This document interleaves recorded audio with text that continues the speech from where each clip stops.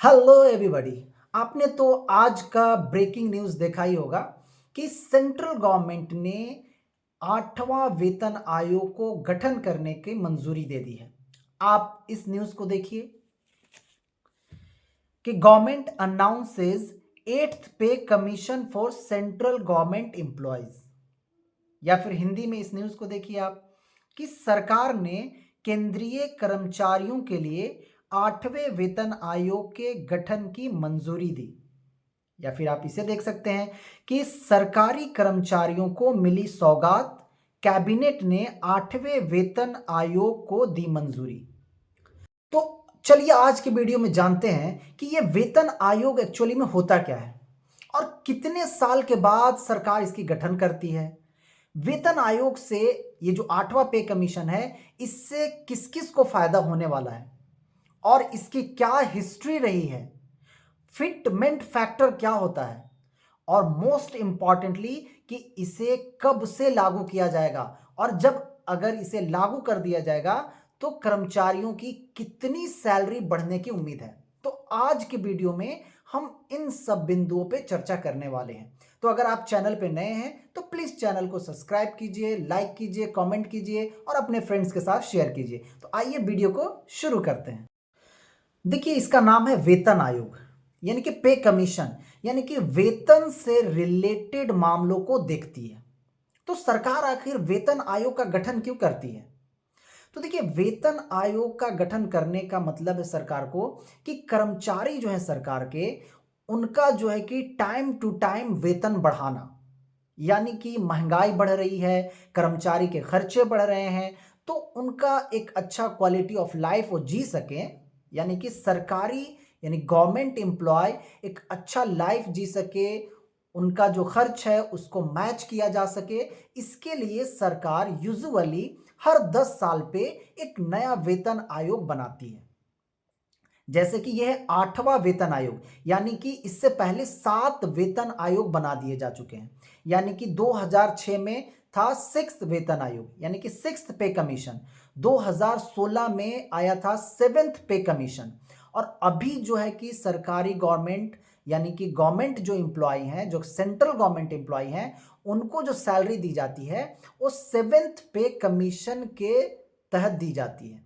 तो क्योंकि ये 2016 में आया था 7th पे कमीशन, तो 10 साल 2026 में हो जाएगा। इसलिए सरकार ने 8वां वेतन आयोग बना दिया है, जिससे जो है कि अब देखा जाए कि आखिर जो है कि कितना जो है कि गवर्नमेंट एम्प्लॉय की सैलरी बढ़ाई जाए। तो आपको पता चल गया कि सरकार वेतन से रिलेटेड फैसला लेने के लिए वेतन आयोग का गठन करती है। तो इस बार 8वां वेतन आयोग बनाया गया। अब वेतन आयोग का काम क्या होता है? तो वेतन आयोग देखती है, यानी कि वेतन आयोग एक तरह का कमिटी है और वो देखती है कि आखिर अभी जिस तरह से महंगाई है उसमें एक कर्मचारी को कितना सैलरी होना चाहिए, यानी कि एक सेंट्रल गवर्नमेंट की जो कर्मचारी हैं उनकी कितनी सैलरी होनी चाहिए, जिससे जो है कि वो खुशहाली की ज़िंदगी यानी कि अच्छी ज़िंदगी, अच्छा क्वालिटी ऑफ लाइफ जी सकें। तो वेतन आयोग सैलरी को देखती है कि कितना सैलरी हाइक, कितना सैलरी बढ़ाया जाए, कितना उनका एचआरए को ठीक किया जाए और डीए कितना बढ़ाया जाए। तो इस तरह के मामलों को वेतन आयोग देखती है और सरकार को फिर रिकमेंड करती है, रिपोर्ट करती है कि भाई आप क्या करो कि सैलरी अब इतना बढ़ा दिया जाए, यानी कि जो गवर्नमेंट एम्प्लॉय हैं उनकी सैलरी इतना बढ़ा दिया जाए। तो वेतन आयोग सैलरी से रिलेटेड मामलों को देखती है। यूजुअली सरकार हर 10 साल पे वेतन आयोग बनाती है। ये 8वां वेतन आयोग बनाने का मंजूरी मिला है, यानी कि 8वें वेतन आयोग सेटअप किया जाएगा। अब ये 8वां वेतन जब सेटअप किया जाएगा तो ये जो कमिटी होगी, ये जो पैनल होगा, ये देखेंगे कि आखिर अभी जो महंगाई चल रहा है, अभी जो खर्च है, उसके अकॉर्डिंग कितना सैलरी होना चाहिए, कितना सैलरी इंक्रीज करना चाहिए, कितना सैलरी बढ़ाना चाहिए गवर्नमेंट एम्प्लॉय का। तो इन पे जो है कि वो रिपोर्ट तैयार करेगी और केंद्र सरकार को रिकमेंड करेगी, उनसे सिफारिश करेगी कि इतना परसेंट सैलरी गवर्नमेंट एम्प्लॉय की अभी बढ़नी चाहिए। सेंट्रल गवर्नमेंट के एम्प्लॉय हैं, उनकी सैलरी कितनी बढ़ानी है, उनका एचआरए कितना बढ़ाना है, उनका डीए कितना बढ़ाना है, उनके सैलरी को बढ़ाने से रिलेटेड फैसला लेने के लिए सरकार इस तरह के पैनल का सेटअप करती। बात करते हैं कि ये जो 8वां वेतन आयोग की गठन की जो मंजूरी मिली है, इससे किनको किनको फायदा होने वाला है। तो देखिए, ये केंद्र सरकार ने वेतन आयोग बनाने का मंजूरी दिया है। तो केंद्र सरकार के जो एम्प्लॉय हैं, यानी कि सेंट्रल गवर्नमेंट के जो एम्प्लॉय हैं, उन्हें जो है कि इससे बेनिफिट होने वाला है। और जो सेंट्रल गवर्नमेंट के पेंशनर हैं, यानी कि जिन्हें पेंशन मिलती है, जो रिटायर हो गए हैं, उनका अभी पेंशन मिल रहा है, तो उनके पेंशन में भी बढ़ोतरी होगी। तो इस तरह से जो सेंट्रल गवर्नमेंट के एम्प्लॉय हैं, उन्हें जो है कि 8वें वेतन से फायदा होने वाला है। ये 8वां वेतन आयोग से किनको फायदा होगा? तो देखिए, जो सेंट्रल गवर्नमेंट के एम्प्लॉय हैं, यानी कि केंद्रीय कर्मचारियों को इससे फायदा होने वाला है। यानी कि अगर आप स्टेट गवर्नमेंट के एम्प्लॉय हैं, तो आपको इससे कोई बेनिफिट नहीं होगा। यानी कि जो केंद्र सरकार के जो एम्प्लॉय हैं, उनको इससे सीधा बेनिफिट होने वाला है। लेकिन स्टेट गवर्नमेंट के जो कर्मचारी हैं, उनका इससे ये बेनिफिट होगा कि अब स्टेट गवर्नमेंट पे भी प्रेशर आएगा कि वो भी अपने स्टेट में 8वां वेतन आयोग लागू करे।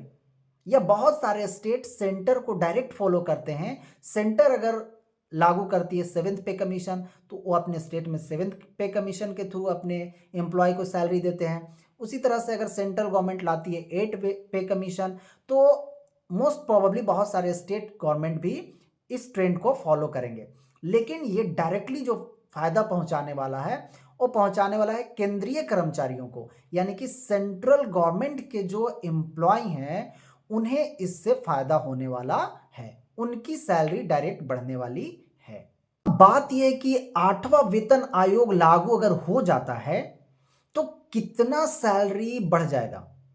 तो देखिए, ये कहना अभी बहुत जल्दी होगा कि कितना सैलरी बढ़ेगा। अब ये जो 8वां वेतन आयोग है, ये चीज़ों को देखेगा, तो सरकार को रिकमेंड करेगा कि कितना फिटमेंट बढ़ाना है, यानी कि कितनी सैलरी बढ़ानी है। तो ये जिस तरह से सिफारिश करेगा सरकार को, और सरकार अगर उसको एक्सेप्ट कर लेती है, तभी बताया जा सकता है कि कितना सैलरी बढ़ने वाला है। लेकिन सरकार ऐसा टाइम टू टाइम इसलिए करती है ताकि जो एम्प्लॉय के पास पैसा जाए और एम्प्लॉय पैसे को खर्च करें। और जब एम्प्लॉय पैसे को खर्च करेंगे, तो ऑटोमेटिकली अर्थव्यवस्था में बूम आएगा, जीडीपी हमारी बढ़ेगी। कैसे बढ़ेगी? कि मान लीजिए कि अगर एक एम्प्लॉय की सैलरी बढ़ती है, मान लीजिए कि उसकी सैलरी अभी 10,000 है और 30,000 हो जाती है, तो वो क्या करेगा? हो सकता है बाइक खरीदेगा, हो सकता है फ्रिज, कूलर, ये सारे सामान खरीदेंगे। अगर वो ये सारे सामान खरीदता है, यानी कि फ्रिज, कूलर, बाइक, तो ये जो सामान बनाने वाले कंपनियां हैं, उनके पास डिमांड जाएगा। तो वो क्या करेंगे? बहुत सारे सामान फिर ज़्यादा से ज़्यादा बनाएंगे। जब बहुत सारे ज़्यादा से ज़्यादा वो सामान बनाएंगे, तो बहुत सारे लोगों को उनकी ज़रूरत पड़ेगी, तो बहुत सारे लोगों को जॉब मिलेगा। तो इस तरह से अर्थव्यवस्था चलता है। यानी कि जितना ज़्यादा से ज़्यादा लोग पैसा खर्च करेंगे, उतना ही ज़्यादा से ज़्यादा हमारी इकोनॉमी आगे बढ़ेगी। तो सरकार लोगों के हाथ में इसके तहत क्या होता है? ज़्यादा से ज़्यादा पैसा देने की कोशिश करती है, ताकि ज़्यादा से ज़्यादा लोग खर्च करें और इस तरह से हमारी अर्थव्यवस्था आगे बढ़ सके। और 8वां पे कमीशन लागू करने से ये फ़ायदा होगा कि जो केंद्रीय कर्मचारी हैं, उनकी सैलरी में बहुत इजाफा होगा, और वो जब उनका सैलरी बढ़ेगी, तो वो तरह-तरह के सामान लेंगे, तरह-तरह के सामान को खरीदेंगे। तो इस तरह से हमारी अर्थव्यवस्था क्या होगी? आगे बढ़ेगी। तो इस तरह से 8वें वेतन आयोग को मंजूरी दी गई है। Thank you for watching this video.